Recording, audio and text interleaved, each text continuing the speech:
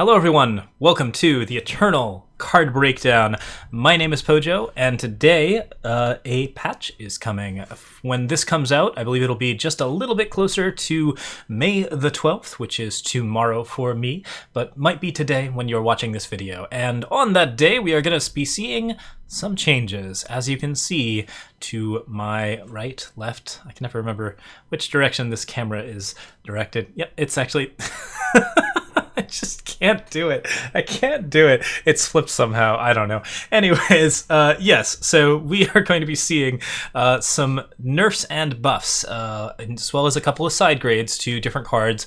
Some changes specifically for Throne, in light of the upcoming ECQ Throne, and also to Expedition in light of the fairly unusual showing at the Expedition tournament that happened just this weekend. If you weren't aware, it was pretty much entirely, it was not entirely FTS, it was about 50% FTS, with about 40% of that being one particular sacrifice deck using Jack and Kato and all of that kind of stuff. So yeah, there's been some stuff going on.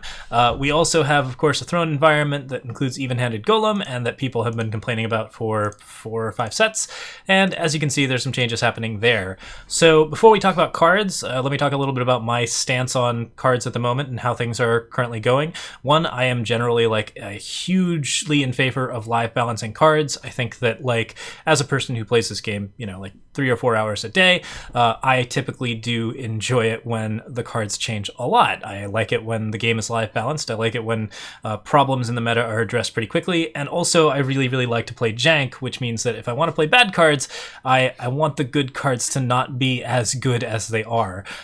Frequently, like, there's some good cards that will really sort of just weigh out the possibility of playing other jank. It's been a reason why we haven't made as many Throne Eternal Brews lately, but like, it just makes it very hard to get decks with a decent win rate using some of the more interesting cards in the Throne format. So constantly live balancing Throne, where the power level is generally very high due to the large pool of cards, is something I'm hugely in favor of. I'm also not a big fan of Evenhanded Golem. I do think the card has its purpose and does make for some interesting deck building, but I also think that the general style of it tends to lead to decks that are very similar in style, even when they have very different cards in them. Evenhanded has just sort of the same pattern. It's an early drop that always draws you 2 cards in an even deck, and then, like, your opponent can respond to it a little bit later on, but, like, basically combined with the tempo of the 2/2 body, it's always been just a little bit oppressive, and I've never been particularly fond of that design. So yeah, so I'm in favor of live balancing. I do like changes to Throne. I also am not, like, a big fan of the current meta. I think that this is probably Eternal's worst set, and like, I have been really happy to see basically any changes to the set overall, because I just don't really feel like a lot of the decks that have been promoted this time around are particularly interactive. I think the dragons try to fly over, sacrifice decks try to dirtle and get to a particular threshold where other people's cards don't really matter anymore. Strangers were generally just trying to play strangers in such a way that, like, they would just again get to that threshold where other people's cards didn't matter anymore. Like, there was a lot of that kind of stuff going on in most of the different powerful formats of this set, and so I'm always looking for things to change. So yeah, there's some definite, like, desire to see new changes, and we're going to be seeing these changes a little bit more with the current patch notes. So let's talk about them, shall we? First things first, we have the nerfs. There's going to be some buffs as well, but definitely some serious nerfs going on here, starting with Evenhanded Golem. Going from a 2-cost 1/2/2 to a 2-cost 1/1. Oh, one final note, these are mock-ups. I made them myself in Eternal Card Forge. It's not an easy thing to do, and I usually miss, like, a rarity or two. I'm quite certain that I at least made an Unfamiliar Interloper Legendary, so don't pay attention to rarities or unit types, but just these are designed to show off the changes. So in any case, Evenhanded Golem, 2-cost 1/1, Voidbound. Summon if you have no odd-cost cards in your deck, draw 2 cards. So down from a 2/2 to a 1/1 basically means that the card is sacrificing its tempo, its general ability to spar with other units, and its survivability against cards of equivalent costs for its card draw, which is still very powerful and still very cheap. Drawing 2 cards at 2 is still pretty good, especially when you have a body left to play into sacrifice stuff, buff up with Zenon Obelisk, do all of the general things that you like to do with Evenhanded Golem. This isn't necessarily the first change that I would have gone with Evenhanded Golem, but there are a lot of different ways that you could have changed it, and I don't think any of them were particularly appealing. In general, Evenhanded Golem is a tough card to nerf. It kind of has to have even stats at the very least, and I think that it needed to have a pretty significant tap in order to be a little less oppressive in the format. This is still a card you can definitely play and get some really good value out of. I think as a result of its current changes, it's going to belong a little bit more in controlling decks than in heavy tempo decks, which is probably a change that I'm pretty fond of. I think that Golem currently just occupies a little too much of the space in even decks in general, and any type of like deck that played it tend to have a very similar playstyle overall. So yeah, there were a lot of suggested changes to Evenhanded Golem. This was certainly one of them, and it's not a bad change overall. I'm very much in favor of this change overall, and I don't think that it's going to eliminate Evenhanded Golem from the meta, but I do think it's going to reduce it enough that we aren't going to see it nearly as often or be nearly as sick of it as we are. Also, it opens it up to being killed by stuff like Vara's Favor and Condemn. I think that sort of like one-drop vulnerability is something that really was missing from the current set, and we're going to be seeing a little bit more of that happening. Vara's Favor coming back, Condemn coming back, as a result of not only this change, but several health changes to other units as well. So pretty interesting stuff. This is definitely a really good change for the meta overall, and it's a much needed one that like basically has come from this card wreaking havoc for I think almost 4 sets now. It's just a wild amount of time that Evenhanded Golem has been in the meta, and the card has just continued to get better over time, so this one was definitely warranted. All right, next up, Nahid's Distillation. Nahid's Distillation was a 6-cost draw 3 with the reduced cost ability. It is still going to keep that reduced cost ability, but it is going up to a 7 cost. So draw 3 cards, you can exhaust it to play it for 5. This is definitely a merited change. 4 for 3 cards was a very good price. That is an Honor of Claws price, and the disadvantage was not as bad as Honor of Claws disadvantage, which is that you had to discard one of those cards. This is one of the only ways to get 3 cards in the game that early, and the exhaust ability just ended up not being something that bothered a lot of decks. It was used in almost everything, including Token Sacrifice, where it was very, very strong, and lots of like aggro and control decks that were just very happy to replenish their cards and use that basic turn of down tempo to establish much more turns of very high tempo early on. I think that this card was just basically indispensable in time, to the extent that, like, yeah, the cost increase was very much warranted. This is a much better rate for 3 cards. I think the drawback makes it a much bigger question of whether or not you want to use it now, and this reduces the amount of games in the current format of Expedition, as well as in Throne, where games just come down to people playing so many cards over so long a period of time that the value of them kind of becomes like a little bit indistinguishable. Yeah, there's a lot of this sort of clashing happening in the current tournament, and like this is something that definitely is a merited change overall. Nahid's Distillation is one of the cards that I've sort of had my eye on as a while as needing a nerf, and I think that it is something that seems like it definitely just needed that extra bit of oomph. But the card draw on it is still good, so I don't see a reason why people wouldn't use it. 3 cards is not something you can easily access at 5 either, so that's something that Nahid's Distillation can still get for you in pretty short order. It's not like you're going to move to Swindle or anything like that. The card still has a unique identity in the time format, and that identity is lots of cards for a fairly little rate, which is good stuff. All right, next up is Kato Arena Herald. We are just going to find that real quick. Kato was a 2-1 with a 0-1 Totemite at 10 or more units. Now it is a 2-1 with a 0-1 Totemite at 12 or more units, and instead of having Corrupted 1, it has Corrupted 2, so it costs a little bit more to activate, and the 8/8 Giant comes out a little bit later. Yeah, this one's not bad. Overall, this increases the extent to which sacrifice decks have vulnerability, which means that they are a little less likely to be able to withstand like some sort of sharper aggro setups. One of the primary ways to sort of deal with sacrifice decks was to try to run them out of cards. Kato kind of made that very hard to do due to the fact that it created very good blockers that made it very hard to sort of get that sort of aggression in, and it also created a big old giant that made it very hard to deal with it on the control side. In both setups, like that is just really tough, and the corrupted ability here in particular was just so cheap to activate that people could continue to play on tempo while getting their 0-1 Totemites of value and getting their 8/8 giants later in the game. This is still a super playable card. It's still very powerful. I don't think that like any of the nerfs to FTS Sacrifice have actually damaged the deck's capacity to be played, so much as damaged the deck's capacity to be played at like a tournament scale without really any competition. All of the corrupted cards still generate a corrupted shade, and having a corrupted shade is just a powerful effect in general. It gives you a blocker for an extra turn. It gives you a unit to sacrifice. Those are really useful things in and of their own selves. Adding value to the corrupted just decreases the tempo a little bit and decreases the amount of choices that you can make early on when the card is removed. So that makes it a little harder to decide whether or not you're going to go for that Totemite. It also makes it a little bit more of an interesting decision overall. So that's a change that I really do approve of.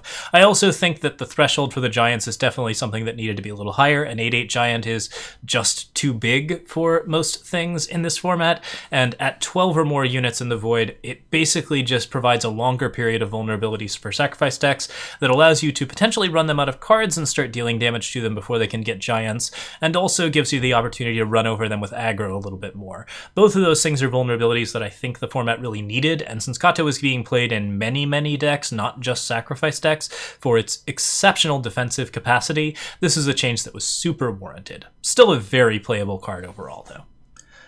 Unfamiliar Interloper surprisingly sees a nerf. This is a card that looks so weak, right? It never seems like it's going to be that ridiculous, but it ended up being quite a game changer for the FTS Sacrifice lists, and it's been a staple card for many different formats for quite a while due to its ability to easily fix power and to generate sacrifice tokens with that corrupted shade. Once again, there's a lot of value on those cheap corrupted shades. They're really good, even if you aren't like triggering them quickly. So it's important to like sort of keep in mind that like you need to deal with these cards a little bit more. Unfamiliar Interloper was a 1/2. It's gone down to a 1/1, which makes it vulnerable to stuff like Vara's Favor, which is an Expedition, as well as Condemn, which is the common market card for Shadow right now. In both of those situations, the Shade also has 1 health, which means that you have a little bit less time to decide to use the Shade for that influence of your choice that you might need. That damages the tempo of these sacrifice decks quite a bit. It also means that they are just going to have to like be forced into some more difficult circumstances a little bit more often. So their early turns aren't quite as sort of free. I would say that that's pretty useful. It seems like an interesting change overall. This is going to make the card a lot worse in draft formats in particular, because this card is just vulnerable to a lot more, but it's still a card that like you play in draft with like Covetous Stranger and Magnificent Stranger and all of the other strangers, and it's still a card that fixes colors for you, which is something that you can't put too bad of a price on, especially considering how much color fixing the card provides. So like obviously the card isn't legendary anymore, but yeah, it isn't legendary, but it is still gonna be something that you can definitely like get out as a result. I think it's still a card that you can see some play with in sacrifice decks in particular.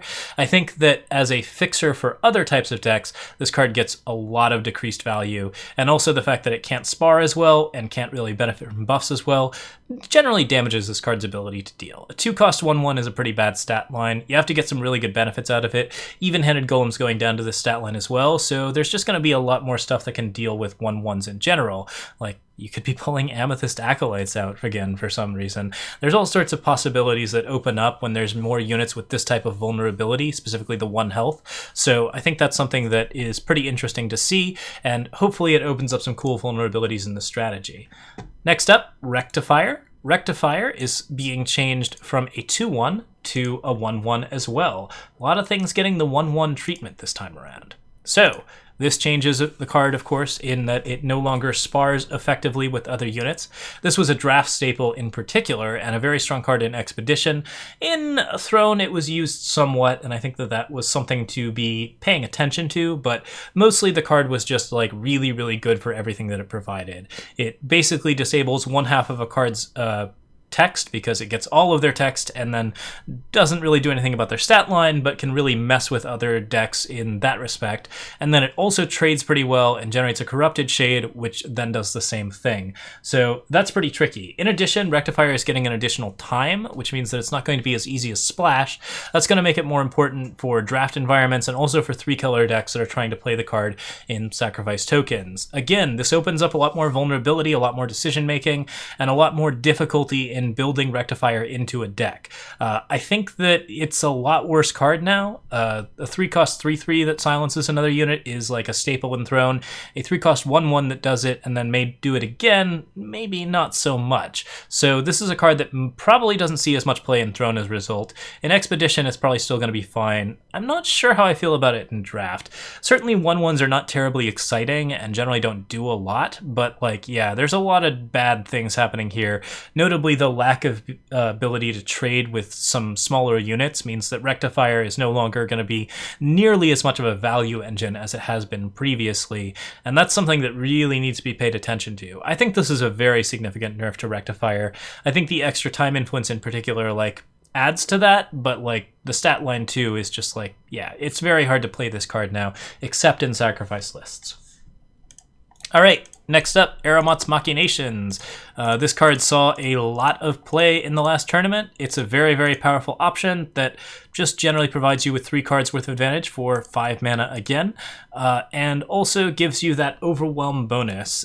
This card is going from a 5 TS to a 6 TTS. So here we go. So same thing, 1-cost unit, 2-cost, and 3-cost with +1/+1 and Overwhelm, but the cost is significantly higher, and also you now have to pay a significant amount more for it, which means you have to be a little deeper in Zenon to get access to this card. That means that it's not as splashable in 4-color decks or other types of setups. This is a really powerful card, and the effect that it granted was very, very strong. I'm not sure how I feel about it at 6 overall, but considering the amount of units that it got back from your void, the amount of board position it gained for you, and the extra stats on top of that with the extra reach on top of that, this is something that seems like it's probably necessary to keep those decks a little bit further in check. It hurts a little bit more when you consider that it's coming in the wake of many other changes to 1, 2-cost, and 3-cost units, particularly those in sacrifice formats, but clearly this deck needed a lot of different nerfs, and this one seems like a pretty significant one. I think the time and shadow restrictions are not as big of an issue as the cost of the card itself, but in both situations, the card still has a significant amount of value if you are playing sacrifice tokens, so it still belongs in that deck. It's just not as likely to be splashed in other stuff as well. There's plenty of things you can do with it, but overall, like, it definitely gets to a much worse position as a result of that cost. All right, last one. Nope, 2 more. The first one is Blazing Salvo. Now, most of these changes I do feel are warranted. Blazing Salvo is one that I think is very warranted, but I, in general, disagree with market cards, like, as with 1-cost market cards as an idea. I have just felt like their playstyles have been really stale, so nerfing them is not necessarily the way that I would want to go with that. I do think that nerfing them is necessary since they are very, very powerful, and I would like people to make more of a decision about whether or not to include them in their deck. But yeah, Blazing Salvo, deal 2 damage to a unit and to yourself now. You may swap a card from your hand with a 2-cost card from your market, when previously it just dealt 2 damage to a unit. The 2 things about Blazing Salvo that are very tricky are that it is a 1-cost that typically gets a 2-cost called Seer, meaning that any type of aggro deck was generally going to have a lot of problems with it due to the fact that it removes 2 cards on the board immediately without a lot of difficulty, just in its own colors without any problem. And also that is a really predictable pattern. You're never not going to have a Seer in your market if you have a Blazing Salvo in Expedition. That means that, like, basically playing early game gets a little bit rough, and whenever you see a Blazing Salvo, you just kind of let out a little internal groan because you know the Seer is coming.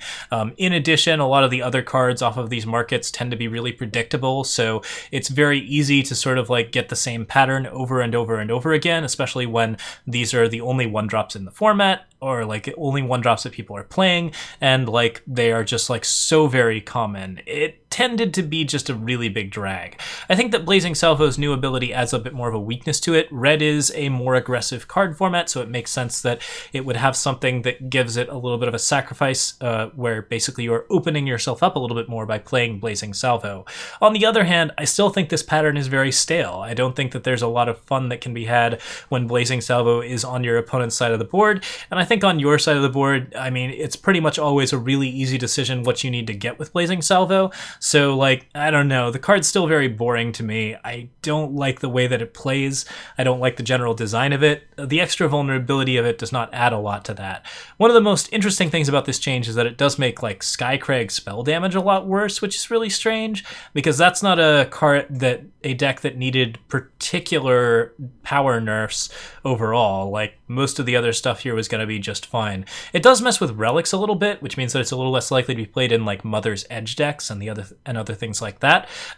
Killing your own relic weapons with a Blazing Salvo is something that might make Blazing Salvos a little bit less likely to be played on a particular turn that you draw it late. It makes it so that the card has a little bit less flexibility and is a little bit less ubiquitous as the perfect card to play every time that you draw it. Overall, I would say that this is a decent change, but I still just think that market cards should be reworked completely. The fast spell markets at 1 are just not good patterns, and we're going to be talking about that again with Arc of Soul, which is the next card on our list. All right, Arc of Soul. Gone from a 1 cost to a 2 cost. The central reason for this, of course, is because of Crack the Earth into Arc of Soul, which is a 1 cost that generates a cultist at fast spell speed into a bargain where you hit the enemy player with that cultist and then immediately get the ramp of your choice, allowing you to easily fix for 3 power colors, and another one of those strong things in Fire Time Shadow decks. This is something that, like, this just happens so frequently that any time that someone leaves 1 time open, you basically know that the cultist is there, and if you do not have something to deal with it, you're just going to have to deal with a cultist running at your face. Arc of Soul's new increased cost means that the Crack the Earth Arc of Soul combo is going to cost your opponent a little bit of an opportunity. They aren't going to be able to play down another 1-drop after they do it. They're going to lose a little bit of tempo as a result of playing this spell to basically play a sigil of their choice from their deck depleted. The extra health on this card, however, is still pretty good. The bargain is still pretty good, and cultists are still generally free to sacrifice if you're playing stuff like Kato and other things along those lines. Coupled with all of the other changes, this is a card that definitely feels a little bit worse to play, and I think that this does limit the amount of times that you are going to play Arc of Soul and maybe make it so that it's a bit more of a decision whether or not to play Arc of Soul after you hit somebody with a cultist. That's something that I like. I think that continuing to increase the costs of these corrupted cards and these bargain cards makes it so that there is much more interesting decision making going on into whether or not you're going to take advantage of these cards. That being said, this is still like a very simple 1-2 that happens very frequently, so it's not like a great pattern overall. I do think this improves the pattern significantly, and I really hope that it means that we aren't seeing quite as many Arc of Souls in the market into quite as many of the whole setup as far as it goes. But I don't see you not including this in a market with Crack the Earth, similar to the way that you generally don't not include Seer in a Blazing Salvo deck. Like, market options are just really kind of locked in for the most part. Arc of Soul is not going to leave the Crack the Earth market because it's a card that allows you to fix for those 5-drops very easily, so yeah, it's something that you're going to always want as a way to punish people for not playing 1 and 2 drops, which is something that people aren't going to want to do as much when Blazing Salvo is around. So yeah, it's a good change overall, but again, I think that the problem in general is the 1-cost markets. This is sort of just a byproduct of that sort of problem. All right. That's all of the nerfs. So after the sad news, we get to talk about the happy news as far as things go. I think all of this is fairly happy news. Firetime Shadow has been prevalent for a very, very long time. It's been especially prevalent in this tournament, and I think that overall this is something that can open up a lot of new changes. There will be, of course, some new decks that are going to be coming to prominence as a result of the Firetime Shadow deck finally getting nerfed really significantly. You're going to be seeing some of the old standards come back, and some of those things are being addressed in the side buffs and the buffs as well. So let's talk a little bit about those changes. First things first, we have a buff to Purge Driver. This is a pretty significant buff, I would say, although it does come with a side grade of increasing the justice cost of Purge Driver. Purge Driver used to be a 2 green, it is now a 3-2 instead of a 2-2, and it costs 3 green influence. So it's a little bit more expensive overall in terms of like the influence cost. That means it's more likely to be played in mono green decks or deep Argenport, that kind of thing. You can't really play it in your mono Shadow Argenport or something like that, where you're playing just like a pile of Shadow Sigils and a little bit of green. This card silences and kills an enemy multi-faction unit, which means that it's decent against dragons, which is something that I would really look to as being a breakout deck if the Firetime Shadow deck gets nerfed significantly. All of the the Rectifier in particular was a big solution to dragons in general, which are really trying very hard not to interact with you. So Purge Driver is something that kills some of those multi-faction dragons and gets you a little bit of value out of that. It also means that the card has a little bit of wings in terms of just general aggression. The body's a little bit tougher. That's something that you can play around with a little bit in terms of pushing some damage and getting some value out of that setup. The corrupted cost is still very high, and the value of the card is based on its ability to kill multi-faction units, which currently haven't really been a problem. This is still a safety valve card, so increasing the strength of it is fine, especially if you expect the meta to bounce into a different direction. Whether or not this addresses any new problems is something that is yet to be seen. If you see a lot of multi-faction decks, Purge Driver is now a really interesting choice to pick up. If you don't see a lot of multi-faction decks, well, this card is still not that strong in those respects, and like we have been seeing a lot of single-faction Legendary Strangers, a lot of single-faction Dragons. This might not really change the overall setup as far as things go, but if you're seeing a lot of Mother's Edge, for example, then this is maybe something that helps out quite a bit with that, since that deck is trying very, very hard to play the Mother of Skies and get lots of multi-faction units down. So this could help a little bit with that. But overall, I don't know. This card still seems insanely broken to me under certain specific environments, so upping the strength of it is okay, but I'm actually more worried about like what happens a set or two from now when multi-faction units become more important.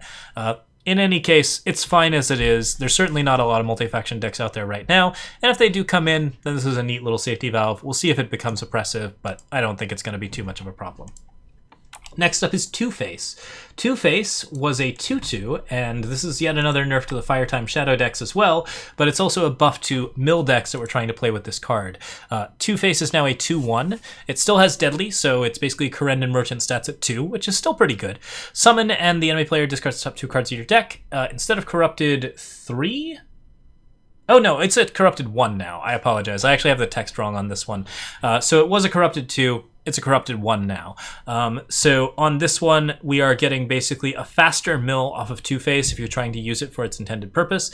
It's a better benefit to mill decks, but the deck is now more vulnerable to stuff like Vara's Favor and Condemn, which, hey, Vara's Favor coming back into the meta of Expedition, I think is one thing that we can pretty easily predict as a result of this particular set of changes, considering how many 2 health units have gone to 1 health. That means that you'll be able to pick off these units a lot faster, deal with them quicker, and then not have to deal with deadly roadblocks that were just basically really causing a lot of problems for aggression in general. Mid-range decks are going to have a lot happier time on the ground, and generally that's going to be really, really nice. The Corrupted 1 cost, however, that's going to make it so that Mill has a little bit more strength. You can do some more stuff with Savage Incursion and that stuff, and that's a deck that people are going to have to really specifically address. There are a couple of tools to deal with that, and we're going to be talking about my favorite one very shortly here in the buffs section, but like this is something that I think is overall a pretty decent change. I like vulnerability on deadly units, since healthy deadly units tend to be roadblocks to action. They promote a lot of inaction and a lot of sort of sitting still, so that's not a great time, and like in general this is something that like we really want to see like a lot less of. Two-Face was a tricky card because it not only provided a roadblock to action, but it also created a Corrupted Shade that lasted a really long time. Now the Corrupted Shade lasts less time, which means you have to make a decision on whether or not to mill quickly, and it also is something that like is just a little bit more supportive of mill and a little bit less supportive of decks that are sort of standing there really not expecting to deal with you until they are really, really late into their combo, which is FTS Sacrifice in a nutshell, as well as many of the other Sacrifice decks out there. All right, Next up, we're going to be talking about the buffs. There's a couple of really interesting ones. A lot of them are meant to bring throne cards into prominence. There's also some cool stuff for cards that might end up in Expedition or that are currently in Expedition. First off, we have Cura the Prodigy, a rare for 2 that was a 2/2 and is a 2/3. I believe this is Yadabyte's custom card. Someday we will get ours. We're currently at like 1,100,000 influence or something like that. Anyways, 2 cost 2/2. When Cura gets strength, health, or battle skills from the turn she keeps them, upgraded to have 1 additional health, which makes the card a lot stickier. This is a really big change overall. This card is has always had sort of the general weakness of just not being a very strongly statted unit, but it has a very strong sort of upside if you can get those battle skills on it or do anything cool with it. A 2/3 just sticks a lot better than a 2/2. It deals with other things a lot better. I think that this is going to be a pretty significant change if you want to build a Cura deck. You still kind of are putting a lot of eggs in Cura's basket, but if you can find enough ways to sort of play around with those battle skill cards and play around with sort of temporary buffs on other units, this is something that really sort of changes up the meta a lot. There are at least 2 cost 2/3s that behave really well with Finest Hour now, the double damage one and Cura the Prodigy, and that kind of combination can get pretty devastating pretty quickly. So yeah, it's a fun change to the card. It makes the card maybe viable for the first time ever. I'm curious to see how this sort of turns out. I'm not a big fan of Cura the Prodigy decks in general, but this is something that looks like a lot of fun to play with, so I'm hoping that we see some cool stuff out of it. Next up, Heirloom Blade. Heirloom Blade is getting changed from a 3/3 to a 4/4. So let's see if we can find that. All right. 3/3 to a 4/4. So it was a 3/3, is now a 4/4. So one of the things that is a reason for this change is that there's the buff to Purge Driver. So this opens up the opportunity for Justice Sacrifice a little bit. You can potentially play around with some interesting changes to that, play around with corrupted units in Justice a little bit more, as well as in Argenport colors or FTJ. There's a lot of potential places that Heirloom Blade can actually be played. A 4/4 for 2 is pretty good and opens up basically Auric Runehammer potential. The extra damage is the really big thing, but the durability helps as well. In both situations, this card kills more, deals more damage, and basically just generally survives a lot longer, which tends to lead to card advantage. There's also a sacrifice card called not Battle at the Gates, Gates of Shadow, I don't remember. Nightmare Gates, I think it's called. 0 that's entirely an Argenport. You sack a unit to give it something +5/+5. This is a clear ringer for that card, and combined with Purge Driver and other cards, I think it opens up the opportunity for an Argenport Relic Weapons deck, which is something that hasn't really existed in a very long time. Armory has generally been either Fire, Justice, and Shadow, or Fire, Justice, and Time, which is, now there's a little bit of an in-between there where you can play with Justice and Shadow only and not so much with the Fire and Time, or you can play around with all 4 different colors. There's a lot of new things that this opens up. I think this is a cool change. I hope that we are going to see some cool Heirloom Blade decks soon, and I really hope that I don't hate them. This looks really nice. I'm pretty excited to play with this card. It was primarily a draft staple, but I think this actually really brings it into the meta, potentially as a throne card, definitely as an Expedition card if it is available in Expedition. Next up is Aerial Battle. This is probably my favorite change out of the setup. 3 cost, deal 5 damage to each unit with flying, was a slow spell. Now is a 3 cost, deal 7 damage to each unit with flying, is a fast spell. So this card was always a really bad safety valve for flyer decks. If flyers were a problem, you could put Aerial Battle into your market or into your main deck. You could pull it out of your deck, and then the flyer would have 6 health and it wouldn't matter, or you would be dead because you didn't have the power to play the card at the appropriate time. It was too slow. A lot of bad things happened. Also, I think I frequently held this card in the expectation that it would be fast because it's a battle and it's a big explosion. But no, it's not. It wasn't fast before. It is fast now. The most important thing about this is that the card now kills Spitflame Draconis, a 6/7 Skycrag dragon that locks down ground units. Oh man, that's such a huge change. I don't remember if this card is available in Expedition, but if it is available in Expedition, it's now a fetchable card out of the green market, which is pretty cool if you're setting things up. You can give something in your opponent's deck flying, then aerial battle to kill the unit, which is really kind of a neat little benefit in Huru overall. And also, the card kills dragons, the card kills Mother's Edge decks, the card kills just a wide variety of scary things, and just being able to lift a Grodoff Stranger off the ground and hit it with aerial battle is pretty fun. Skeet shooting has always been sort of one of my favorite little combos in Eternal. It's a lot of fun to do. So yeah, this is like Violent Gust squared in the way that it's actually supposed to be. This is super flavorful, super high identity, and it's something that actually answers dragons, which are a deck that frequently tries not to interact with you and just slip through one of those dragons for way too much damage at a time, typically with a little bit of Berserk attached in some way. So yeah, I'm a big fan of this. This is a really good change, and it actually puts a lot of risk on dragons overall, which means that you can really open up some other strategies in blue and play around with some different types of cards. I'm very excited about this one. This seems really cool. Next up, Staff of Stories. Staff of Stories was a 0/4 and has been changed back to a 0/5. So yeah, I mean, the overall rate of Staff of Stories as a 0/4 was always too terrible to play, whereas the overall rate of Staff of Stories at 5 was always too disgusting to live. Like, it was a very good control card, but it has a clear vulnerability, and attachment destruction in particular is a lot more prevalent in Throne now. I'm not a big fan of buffing cards back up to the place that they used to be, like nerfs then buffs again. I don't know. It's kind of like interesting to me because I feel like you can always try to explore new cards or like buff up like maybe bad cards that are solving other parts of the meta. So it's interesting to see this card back, but I always love Staff of Stories, and this is a particular kind of setup that I did like. We are going to be talking a little bit about this in retrospect to the next one, which I believe this is the 4th buff and nerf that it's received.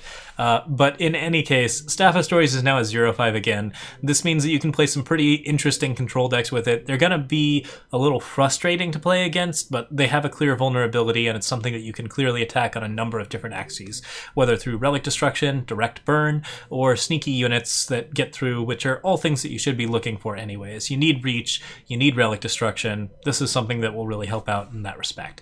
So yeah, in any case, Staff of Stories is a really cool card.